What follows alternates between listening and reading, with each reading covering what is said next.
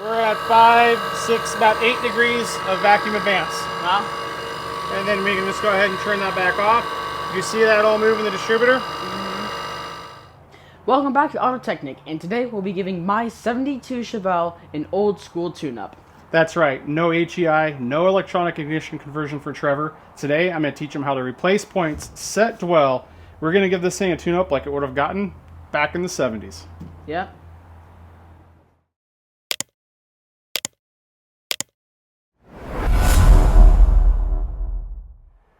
Alright, if you guys are new to the channel and this is the first video on the Chevelle you've seen, we happened to go ahead and snag the Chevelle from the grandson of the original owner who bought the car, and it was left sitting for how long, Trevor? 24, 25 years. Exactly. It was left sitting for nearly a quarter century untouched.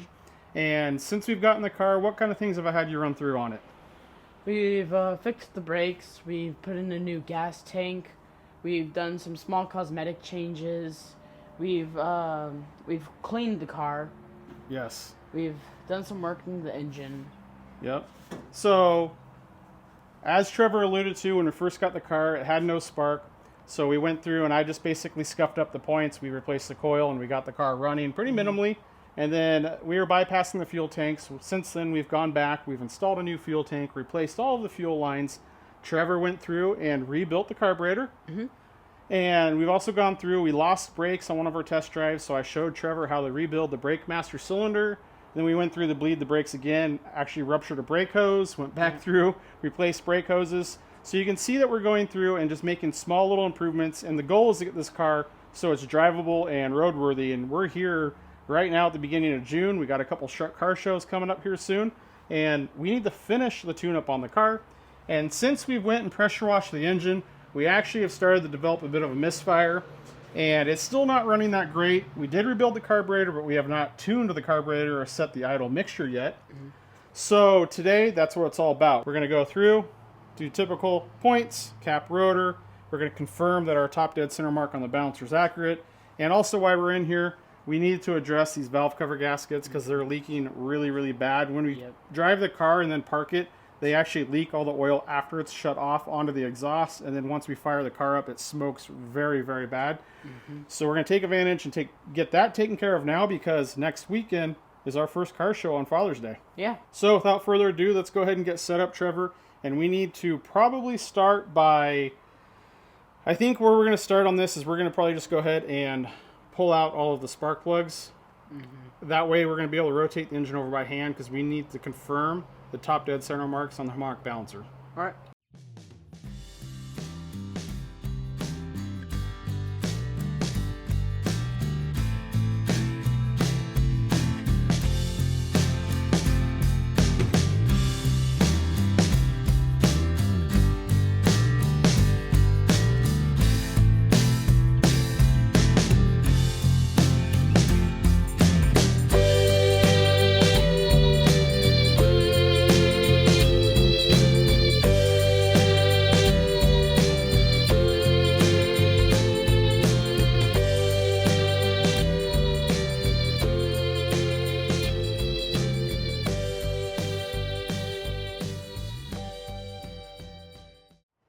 Alright, so Trevor and I went ahead and pulled off the spark plug wires, just pulled the distributor cap all the way off, got all the spark plugs out, and we also took the opportunity to pull the valve cover gaskets, which also is going to make this a little bit easier, but there's ways around it when you don't have the valve cover gaskets off.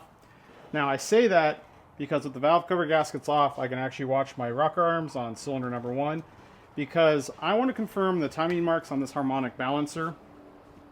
What Trevor doesn't know, and I'll explain to you now, Trevor, is your harmonic balancer is the pulley that's on the crankshaft of the engine, where my ratchet is on down, all the way down there, okay?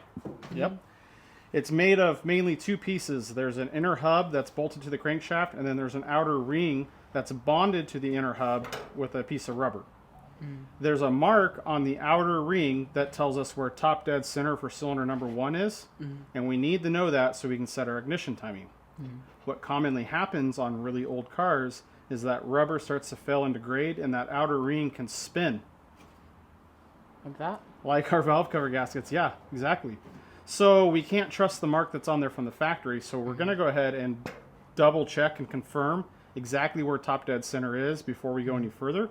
So that way we can be sure that we have the engine on top dead center, cylinder number 1 of compression, before we go ahead and pull out the distributor and start adjusting the points. Yeah. Now what Trevor was mentioning on the valve cover gaskets is here is what we pulled out, guys. And this is how they were from us just removing them. They just completely crumbled. There was really no chance that we would have got those valve covers off without even getting new gaskets. But this is why it was smoking so bad. So gaskets are cheap and easy enough. We're getting those taken care of now. So in order to find the top dead center mark on our balancer is what I will be using as a piston stop. So I have all the spark plugs out now, so it's easier to rotate the engine over. I rotated the engine over and I was showing Trevor until we saw our exhaust valve open and close, and we saw our intake valve open and close. So now that we have the intake valve open and closed, the piston's on its way up towards the cylinder. So we're going to screw this into where the spark plug goes. We're going to extend it out into the cylinder, and then we're going to rotate the engine gently until it comes to a stop, and we're going to mark where the 0 mark is on our harmonic balancer to our timing tab, okay? Then we're going to rotate the engine the other direction all the way around until it stops again. All right. We're going to make one more mark. Okay. The center of those 2 marks will be top dead center on our engine, and hopefully it lines up with the groove on the balancer. I'm gonna have to go ahead and get the camera set down. I'm gonna walk Trevor through the steps and we'll see what we wound up with. I'm hoping that it's, well, honestly, from what I already see, I think it's ways off, but we'll go ahead and get this ran through and see what we end up with. Okay, so we got our piston stop in, and we gently rotated the engine over till it came to a stop. And also another way to kind of double check or confirm that you are on the compression stroke is now that we had the piston stop in there, I could actually hear it starting to build compression and push air out. Oh. But if Trevor gets the light in there, see if I can zoom in, you can see that I just made a Sharpie mark right on there at the 0 mark. It's hard to see. Come up here. You can barely just see it. So bright with that light. So now that we got that mark done, I'm going to go ahead and click the ratchet into the other direction and rotate the engine backwards till it stops once again. And we'll make one more mark. So I'm going to go ahead and get you guys set down. And Trevor here is going to go ahead and keep an eye on those marks for me. So let's see if It's I hard can... to see them. It is tough to see, huh? Yeah, so where? I lost them. Right there. Where? This is tough. Right. Do you see it right there? Oh, yeah. Right there, okay? So just keep an eye on it. It's going to spin quite a way, so you might want to move a little bit so I have room to move this ratchet. Because this, we're going to... It's really moving. Yeah, we got to go all the way around the other direction, almost to where we... Almost a full revolution. So almost 360 degrees. These 2 marks should be actually pretty close to each other. And did you see that big groove in the pulley above our mark? Yeah, sort of. Oh, you'll see it when it comes around. There we go, we stopped.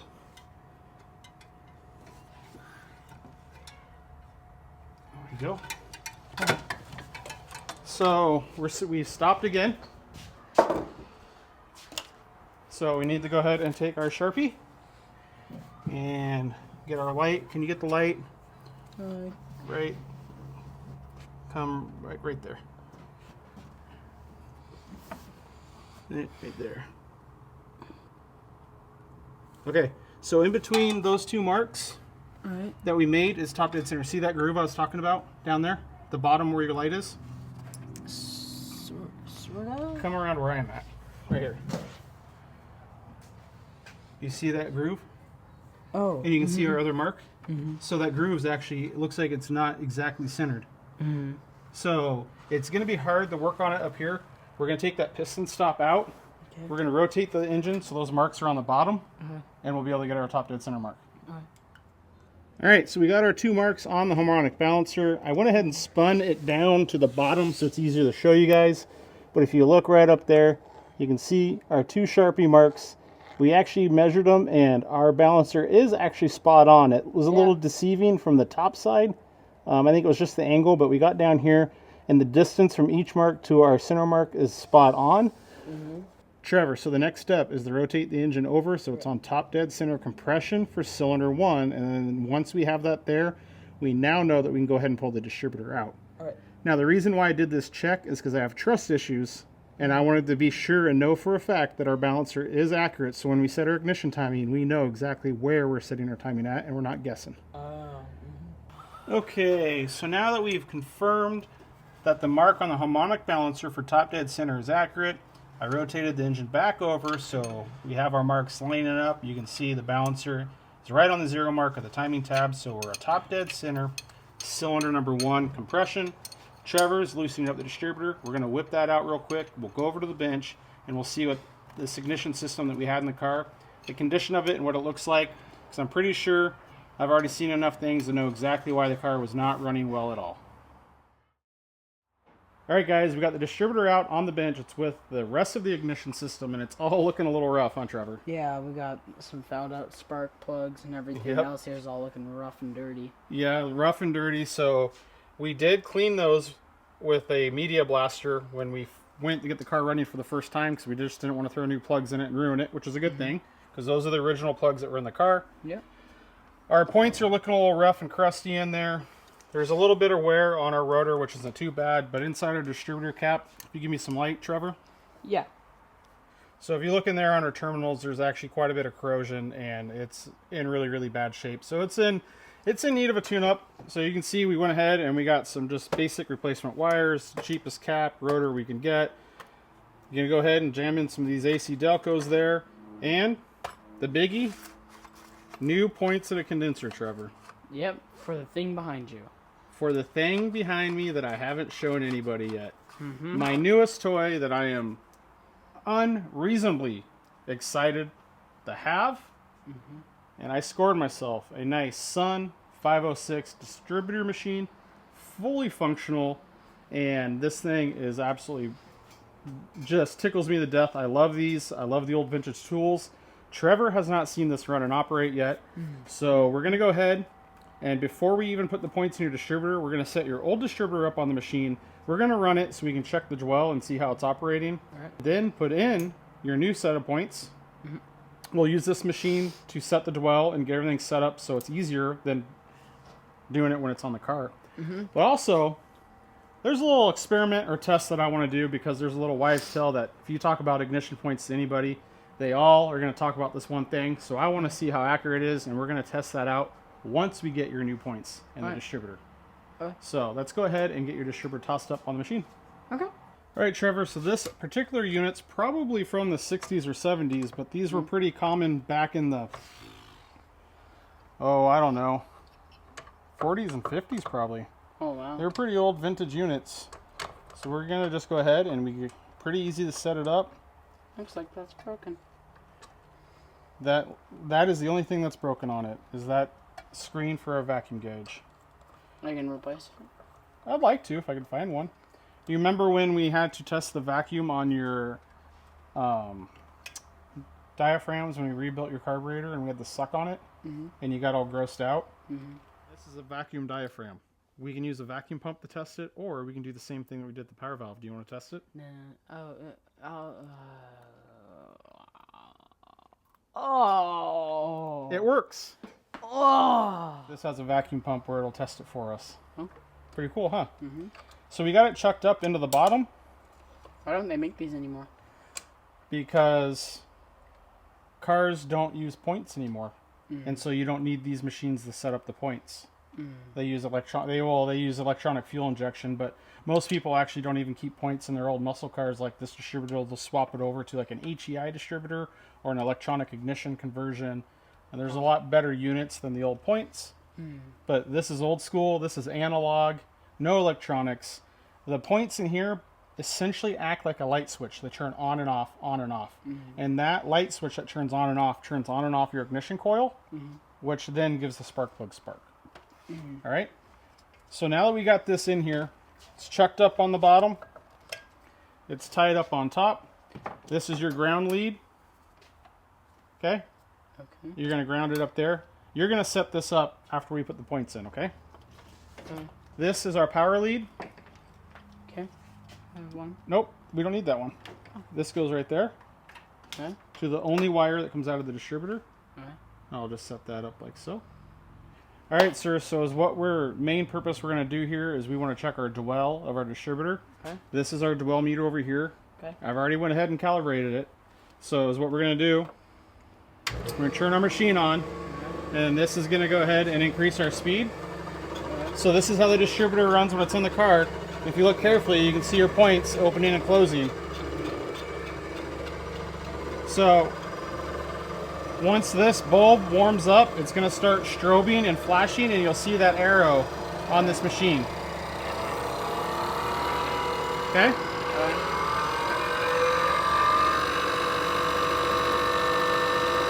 See it? Mm-hmm. All right. So, if you come over here, this is our tachometer. And this tells us we're on the top scale, 200, 400, 600. You're fortunate that your car still has the label on the radiator shroud, so it tells us what RPM we need to set this at and what our dwell should be. So we're gonna go check that out. And you're supposed to be at 30 degrees of dwell at 900 RPM. So 900 is between 800 and 1,000. So turn that until you're at 900.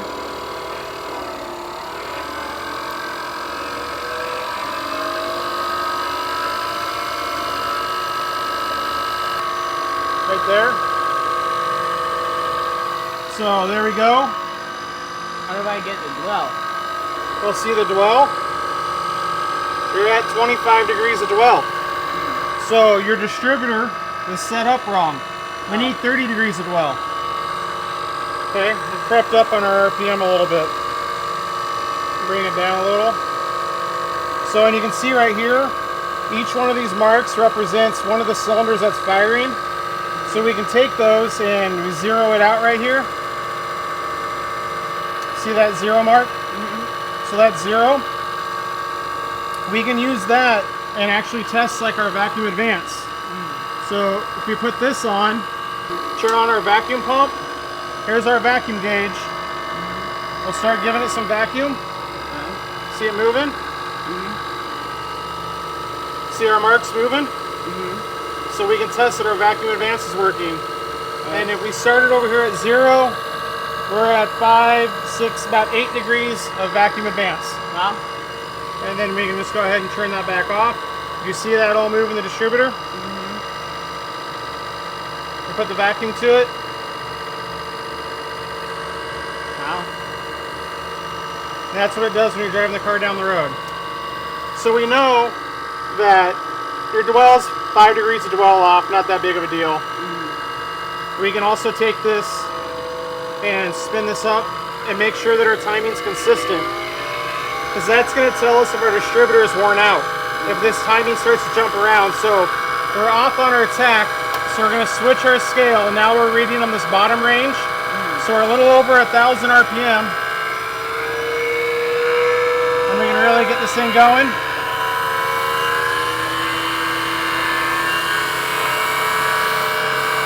You can see our marks have moved some. So that's our centrifugal advance moving. So as this spins faster, there's weights and they spread, and that's giving our advance.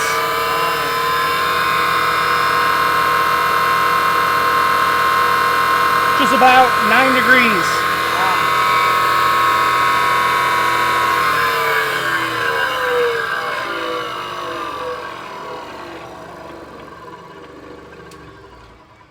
All right, so we had what, 8 degrees of vacuum advance? About 9 degrees of centrifugal advance. Yeah. We need to pull the number off this distributor and double check and make sure that those are correct. Okay. Off memory, they're pretty accurate. Our dwell is incorrect, but that's fine because we're going to put in the new set of points. So we're going to go ahead and jam in the new set of points. Then we're going to do my experiment and set our dwell, okay?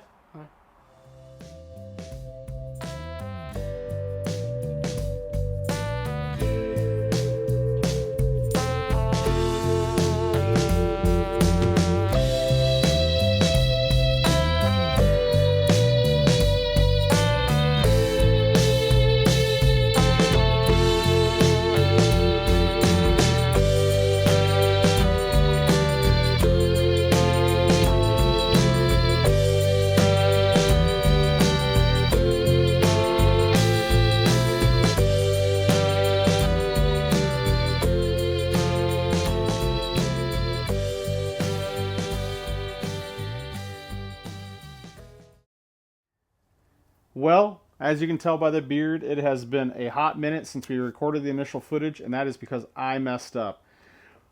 I accidentally had my camera set up, the time-lapse everything. I thought we were recording it, and we lost, I would definitely say, the best part of this entire video, which just actually killed me. And that was where I worked Trevor through after we were done playing with the distributor machine, and I showed him how the distributor worked. I had him pull the rotor off the distributor, take all the factory points out of it, and he installed the new set of points and new condenser. But that's where I deviated before we went to set the points gap.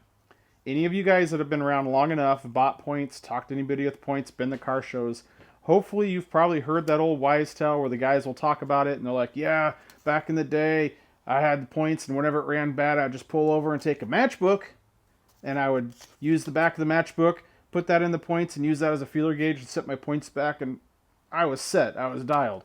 I can tell you personally, I've heard that story so many times. And I was telling Trevor that story, and, well, we were able to procure a matchbook, which I'm kind of surprised I had one laying around the house at this day and age. But we decided we were going to give it a shot. So I gave Trevor the matchbook, and I showed him how to kind of set it between the points and adjust the points so we could use this back cover of the matchbook as the equivalent of a feeler gauge to set the points gap.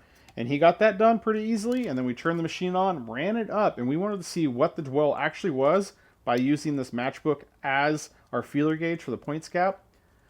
Remember, our target is 30 degrees, what we were targeting.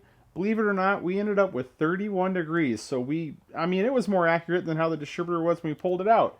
So we had a lot of fun messing around with that, setting that points gap. Unfortunately, all that footage is lost. Once we got done with that, I backed the points gap all the way back out, basically unadjusted it for Trevor, and that's where we're going to pick up right now in the video, where he's going to use the dwell meter to finally do the permanent or final adjustment on the points gap of the distributor before we get it back into the car.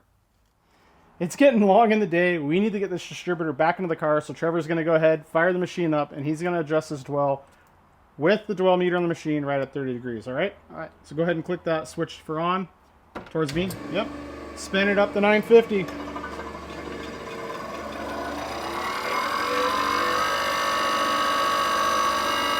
Or it's 900 actually. That's wrong, 900. So go ahead and get that dialed in to 30.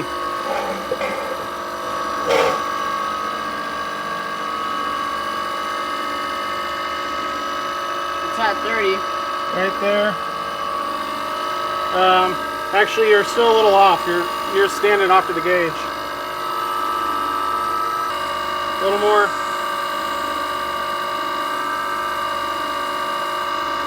Is that good? Yep. Just give it a skosh more.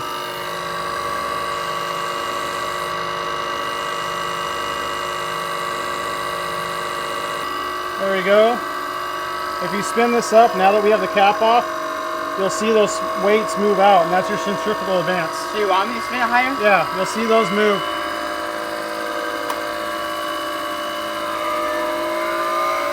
See them start to grow out? Yeah. Kind of cool, huh? Yeah. All right, let's go ahead and spin her down. You can leave that the way it is.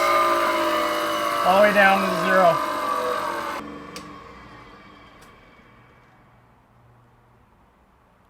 Wow. Not too bad? Not too bad. Kind of a fun machine, huh? I was like flipping the switches. And... I know, and you had fun playing with the vacuum pump. It's... Look at it, look. I know. All right, man. It won't go past 8, though. Let's go ahead and get this distributor out of here, get it back in your car, and let's work on getting your car running. All right. I want to see how this thing's going to run. All right.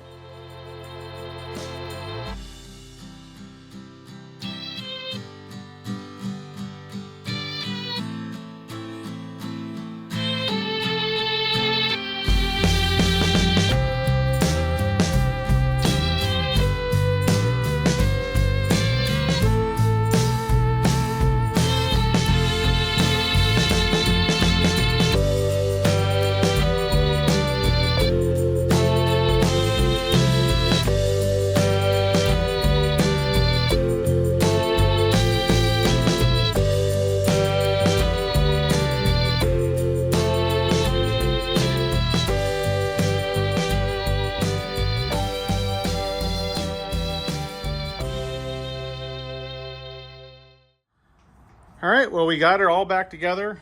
I was able to get the valve covers back on with the new gaskets while Trevor was putting in some new spark plugs. And we did get the spark plugs, the 35 thousandths, so we're good there. I did get the distributor stabbed. Now, I did change it, so they actually had number 1 for number 1 cylinder way over here on the right side of the car. So I went ahead and made that more of the conventional where number 1 points towards number 1. In order to do so, I had to take a long screwdriver, go down in there and rotate my oil pump drive shaft 90 degrees. So now we have this as number 1. I made a mark on the base of the distributor that matched up to the cap, so that way I could drop the distributor in and line the rotor up with number 1.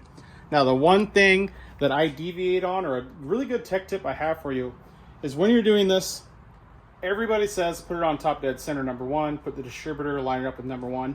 And as what I found over the years is when you do so, if you have a car that has a lot of initial advance, say like 20 degrees of initial advance, you're actually setting the timing up with 0 degrees of initial advance. So once you fire the car up and get it running, you end up having to make a pretty big change on the distributor to get the timing where you want to be. And if you're really particular and spend a lot of time with your spark plug wires, that changes drastically. So to combat that is what I've kind of learned over the years is I went and took the crankshaft, see if we can get you zoomed in there, and you can see that I rolled the crankshaft back and gave the engine about, eyeballed it, 6-8 degrees of advance, which this car actually calls for about 6 degrees at idle. So I'm hoping that's going to go ahead and have my ignition timing dead nuts on. Now on a car like this where there's such minimal ignition advance at idle, this trick doesn't really make that big of a difference. Like I mentioned, there's a lot of cars I've worked on that have like 20 degrees, and this makes a radical difference. So just a really good little tip. Keep that in mind when you guys are stabbing distributors. So we have the timing light on the car. It's ready to go. The distributor's snugged down, but still loose. And we have a vacuum gauge on because we've never gotten to go ahead and get the carburetor adjusted. So all we have left to do at this point is to go ahead and get the car fired up. And we need to set the ignition timing. We'll set our idle mixture. And we need to get the idle sitting so it idles good. And then we can button it up and we'll take it for a spin. Yeah. All right. So we'll set you guys down and we'll see if this bad boy fires off.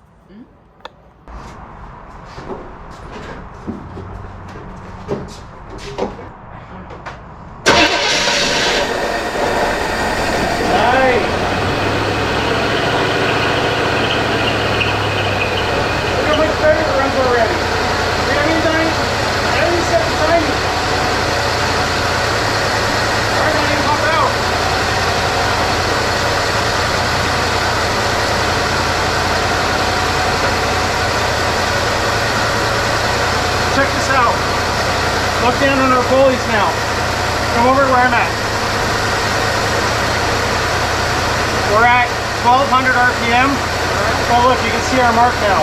So this is a timing light, and this lead's hooked up to the number 1 spark plug. And every time the number 1 spark plug fires, this light illuminates. And it's what we do is we use that.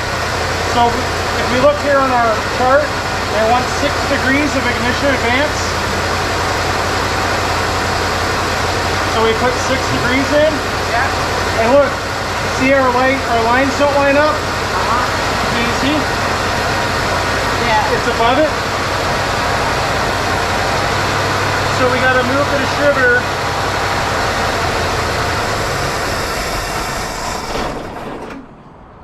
To get our timing just right. But it did not like that.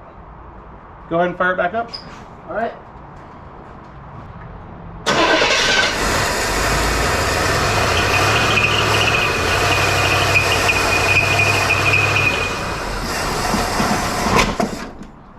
What's going out? A water pump, you said? It sounds like it. Something's squealing, which is a new noise.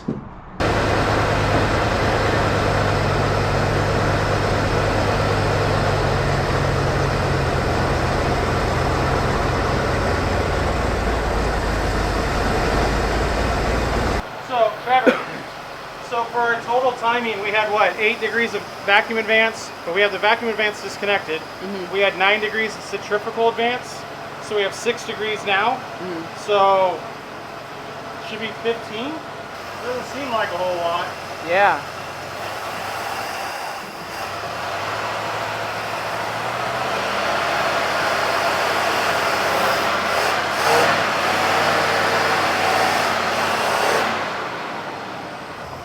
So now we Okay. Whew, holy smoke. So we want to adjust these screws. Remember these when we did your carburetor? Yeah. So we're watching our vacuum gauge. Oh. And we want it, see right there? Uh-huh. We want to make the most amount of vacuum we can. Oh. See? Yeah. What's our RPM? 1050? That one seems pretty much dialed up. Oh, really? Yep. Nice. Okay, man, I need you to come and tell me what the RPM says once I put it in gear. Okay. 640. 640? Yeah. It's going up to 800. So I'm setting idle speed, and when we put it in gear, that loads the engine more. So we want the idle speed to be good when it's in neutral, like right now, or it's in park, and also when it's in gear. So I'm going to put it back in gear. Okay.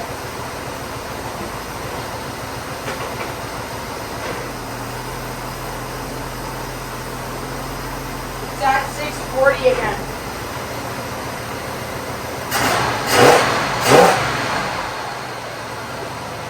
Well, it didn't like the 6 degrees of timing, so I ended up putting 16 degrees of initial timing in it.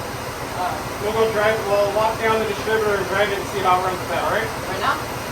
Actually, before we do that, let's see how it, if it diesels. No, and see how it restarts. Sounds pretty good. That's...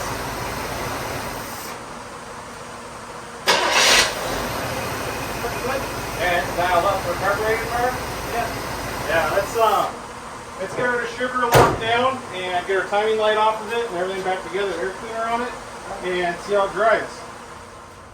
Well guys, we ended up calling it yesterday once we finished with the ignition timing. We were outside from about 9 a.m. to about 7 p.m. yesterday, and I could tell that Trevor was on the ragged edge. He was dead tired. So we just stopped, cleaned up, and parked the car. And well, today, really our only objective is to fire it up, make sure it runs good, and we're going to take it for a little spin to see how it drives. Now for the ignition timing, I like to try to set the timing back to the factory settings to see how the car runs and then move from there. When I first fired this car up, it was probably running about 10 degrees total advance from where we stabbed the distributor at. I pulled it back to 6, which is where this tag in the engine bay wants the ignition timing, and it did not like it at all. I could just tell it was laboring the idle, it was not running very well. So I ended up sticking the ignition timing at 16 degrees advance, which is probably a little bit aggressive. We got good gas in the car, so like I mentioned, we're going to take the car for a drive. We're going to make sure that there's no detonation, no dieseling. I'll teach Trevor what that's all about and how to listen for it. We'll make sure that once it's hot and we go to restart it, that it doesn't labor. It's, you know, the typical signs of over advance. And if it runs well, we're going to leave it at that, and we'll probably tinker with the timing as one would, you know, to optimize our setup and make sure it's running well. But now for the moment of truth, we're going to see how this does a cold start. So Trevor, give her some pumps on the gas. Give her probably 4 or 5 good full throttle. Yep. Yeah, there you go. Give her 2 more. 2. All right. Go ahead and crank the key and see if she fires up. Okay. But also, didn't we say the fuel thing worked?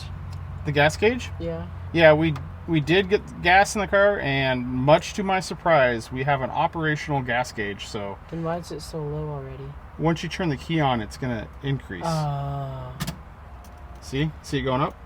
Yeah.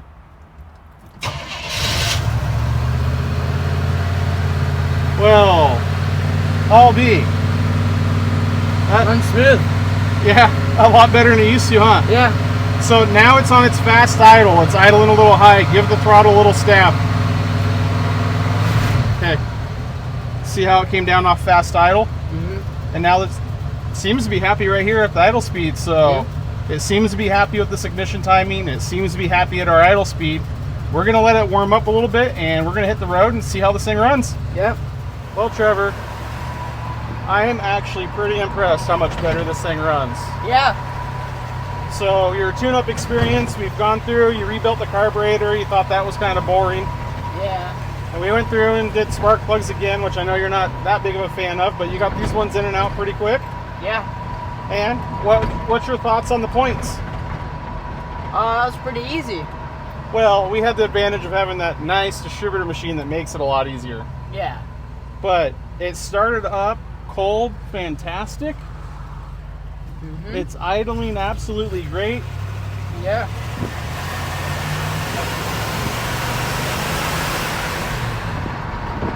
Runs pretty good for being abandoned for a quarter century, and all we've done is rebuild the carburetor, put a fuel tank in it, set of points, fresh gas, fresh spark plugs, and well, we did quite a bit of work to the brakes also.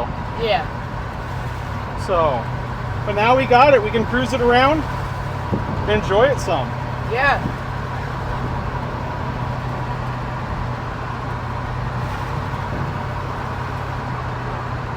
I still hear that ticking.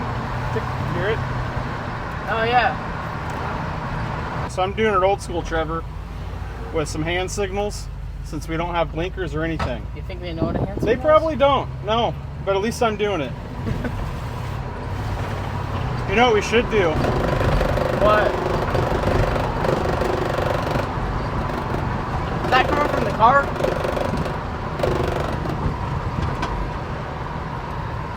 I think so. That was weird. Yeah. Quite loud. I wonder what that was. So, Trevor, What? your Chevelle is going to drive by its little cousin up here. Oh yeah. The Pontiac. Yeah, I think it's a 71 Le Mans. Oh.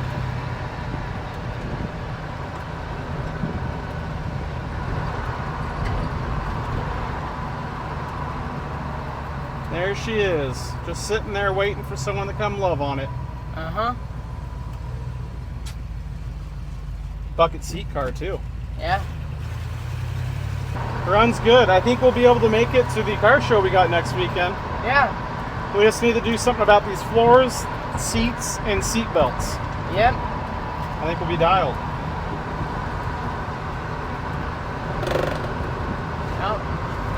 Oh, I know what it is. What? It's your windshield trim up there. See it wiggling? Oh yeah. That's what that noise is. Is it hitting against the window? Yeah, we'll have to pop that off. Alright. So with the work that we're doing to the Chevelle, guys, I'm really making a point to go through and work Trevor through on focusing on repairing and fixing things. That's why we've gone through and we've rebuilt the brake master cylinder. We put points back into it. I want him to understand how the car works and that it's not that complicated to work on them, and they're easy to fix and maintain. Sure, down the road, we're going to go ahead and upgrade a lot of those things. We might upgrade the ignition. We're probably going to upgrade the brakes, the power brakes, and disc brakes. But I want to just get the car running right now and have him learn the fundamentals. So I'm completely fine going through that. You know, a set of points is $20, and it's just a great learning experience. It's really invaluable for him.